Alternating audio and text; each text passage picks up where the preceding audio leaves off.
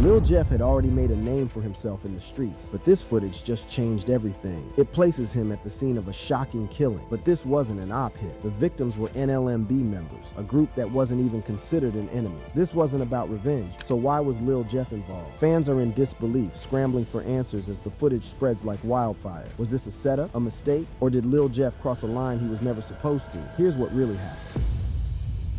Viral video shows Lil Jeff killing NLMB T.I.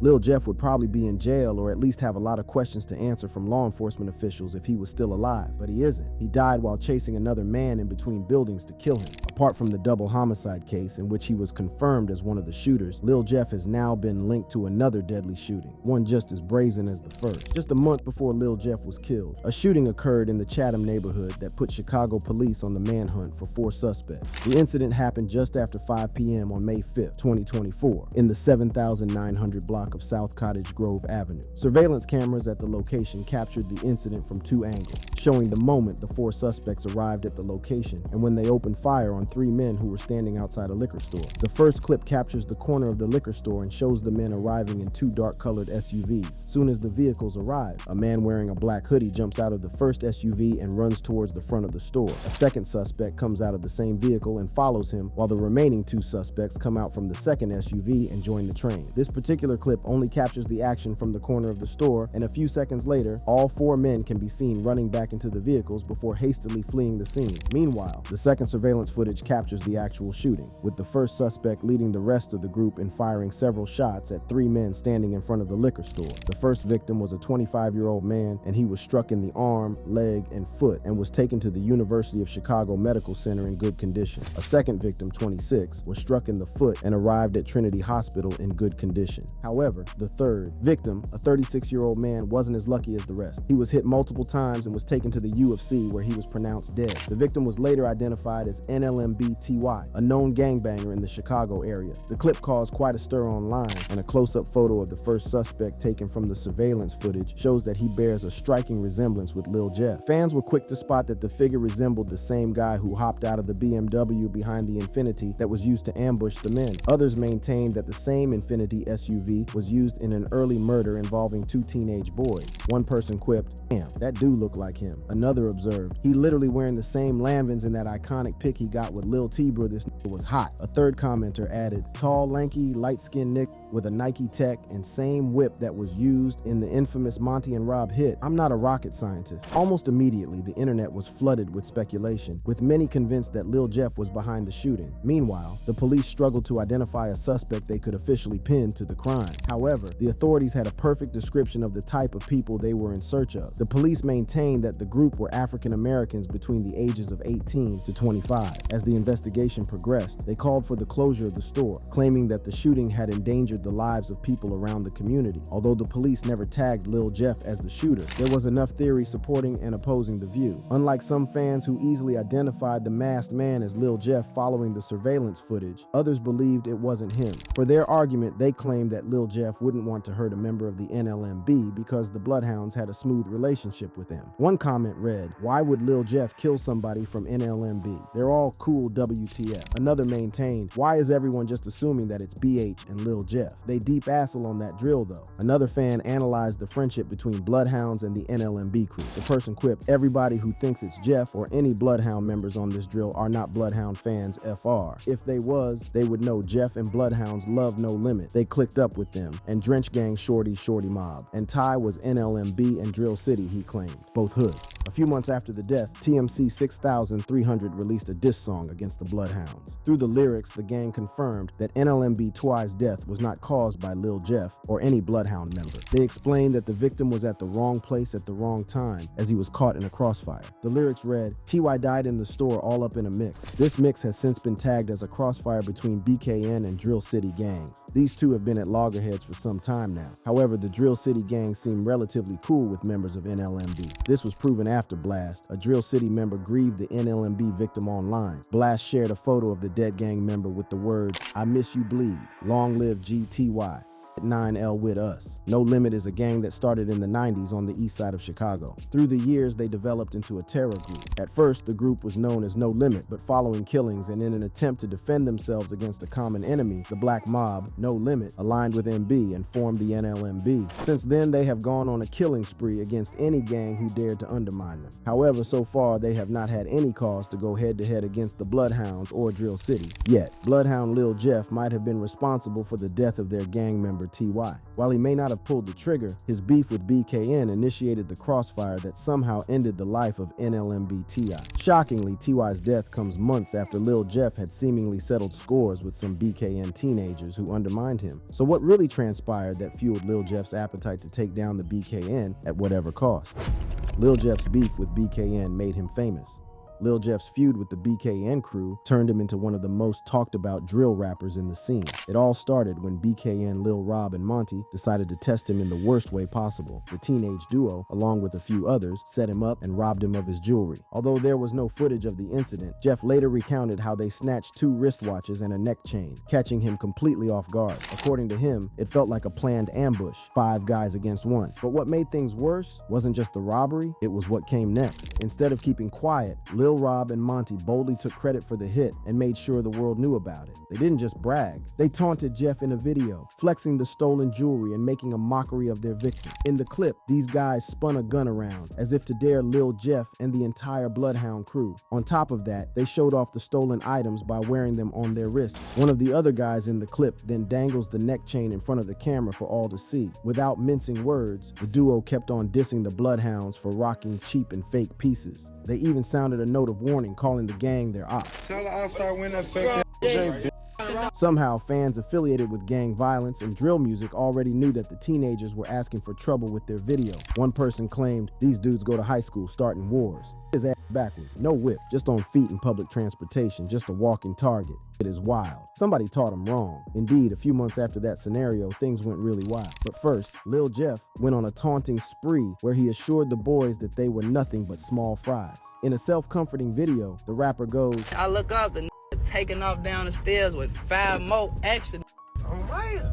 I'm like, I thought it was gangster. The whole time I'm right there still working with him. I'm telling them we could keep this shit gangster. In the end, the real gangs of the hood did claim the title after the gruesome killing of the underage boys. On January 26, 2024, after months of back and forth between the two gangs, Lil Jeff and his crew physically attacked Lil Rob and Monty. Unfortunately, the boys were in an area where they had least expected such a thing to happen. On that fateful day, the minors, aged 16 and 17 respectively, had headed out to their Innovations High School in downtown Chicago. When it was midday, they stepped out like every other student to get lunch. However, the pair's direction was around the Washington Wabash station. Upon sighting the boys, a group of masked men pulled over from a blue-colored SUV and sprayed them with bullets. These masked gunmen kept on firing for about 15 seconds, making sure that their targets had been dangerously hit. Ultimately, they left the area accomplished after hitting the boys and another female victim on her leg. Consequently, the surveillance footage that captured the shooting also captured the assailants as they raced down along Stevenson Expressway and Deuceable Dive. Once the coast was clear, people who had once scampered for security returned to the bloodied area. Some screamed after they noticed the horrors stirred by the masked men, while others tried to call out for help. Meanwhile, one of the boys was lying lifeless on the floor as the other struggled to gasp for air. Eventually, the emergency services arrived and rushed the duo to a nearby hospital, but they were soon pronounced dead. Fortunately for the woman who was grazed by the bullet, there was very little damage done to her body, as she was able to recount what she saw to the police. Once the police arrived on the scene, they barricaded the area, and as expected, the law enforcement immediately resumed an investigation into the murders. But before the bodies of dead boys ran cold, Lil Jeff already began to tout about his victory. About 15 minutes after the murder, Lil Jeff brazenly shared a video of himself riding alongside some other friends inside the SUV Infinity used to commit the murders. In fact, he made it so obvious that the murders were his shots that he kept on the mask donned by the masked men in the video. While driving inside the car, the Bloodhound superstar raved about his accomplishment. He soon spotlighted the camera on the faces of his company, which included 2 masked guys. To further confirm that he knew so much about the deaths of the teenage boys, Lil Jeff followed up with another clip, and this time he did a lot of talking. Without holding back, the rapper talked about firing shots and rocking an all-black attire for the activity. In his words,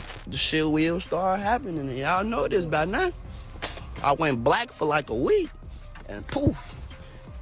Where you at? Gotta go. After that one, poof. I came back, poof.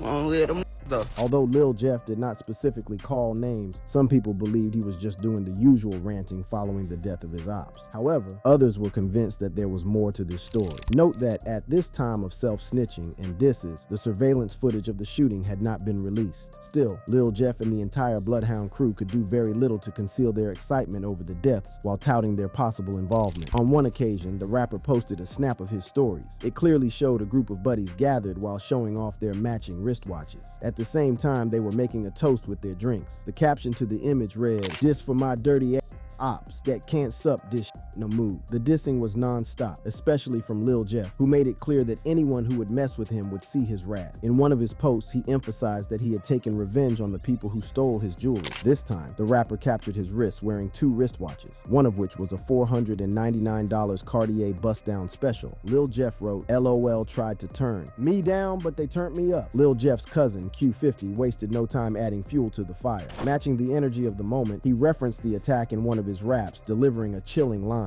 He goes, "Blood had called, said he trying to go spin. We can spin downtown. Let's 2 got left." These lines raised eyebrows among fans of the Bloodhound gang. Some believed that they had planned the murders meticulously, while others felt that it was a line open to different interpretations. One person quipped, "They purposely leave their lines open for interpretation. It's all a part of their killer humor." Another added, "This really wasn't claiming it NGL. The only line I seen him claiming it at was when he said, 'We tapped that bitch, we knew he was hit when he started to holler.'" Amid the string of evidence via lyrics and claims that might have tied Lil Jeff to this homicide, the police were slow to act as they tried to piece together a wealth of evidence. Throughout last year, there were no arrests made until more recently. Last month, the authorities shocked the rap community after confessing that they had a break in the case. This was announced through the arrest of a Chicago native named Tommy Coleman, aka T-Slick. The 22-year-old was arrested in the 5700 block of North Mason Avenue and has since been identified as one of the 3 assailants who gunned down Monty and Lil Rob. A few days later, he appeared in court, and the court documents confirmed that he had worked with 3 close associates, one of whom died in June 2024. This deceased person happened to be Lil Jeff, who fell to his death last year. The 3rd assailant, J-Mo, was arrested almost immediately after the police had T-Slick in custody. They identified him as a 20-year-old boy who was in high school at the time of the murder. This assailant was also known as James Allison. Prosecutors claimed that he had provided sufficient evidence for the Bloodhound since he was a student of Innovations High School and a classmate of the dead teenagers. Coleman and Allison have since been slapped with different charges based on the allegations surrounding their involvement. Coleman faces 2 felony counts of first-degree murder and 1 count each of attempted first-degree murder. Meanwhile, Allison has since been charged with 2 counts of first-degree murder, 1 count each of attempted murder, among other crimes relating to the shooting. In court documents, Allison took a change of clothes to school on that day, which he changed into before the shooting. GPS history on his mobile also showed that he and his fellow cohorts had tracked down the boys to the scene of the crime. Consequently, Allison had signaled the rest on where the boys would be, and he was in the vehicle during the shooting. Today, Lil Jeff is not available to answer for his crime, but he surely got more than he bargained for on the day of his murder: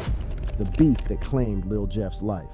Over the years, Chicago's drill rap scene has become synonymous with violence, a battleground filled with shootings, killings, and relentless rivalries, both on and off the mic. The 2 warring gangs have been Trap City and Drill City, which is firmly supported by the Bloodhounds. Almost ironically, all 3 gangs were once on good terms before things spiraled out of control. Back in September 2024, a photo surfaced on Reddit showing Trap City Taro, Bloodhound Lil Jeff, and Q50 hanging out together long before the beef began. There was also another image where Trap City Rob was photographed with Bloodhound Vert. However, their beef began in early 2023 when Lil Jeff, who was affiliated with Drill City, stole and ran off with Cartier V. Vels chain, which belonged to Trap City. During a 2024 interview, Trap City Rob recalled how their bond with Bloodhounds was severed over a chain. Rob claimed, Stole the chain, bro. We tried like you took it. You stole my own chain.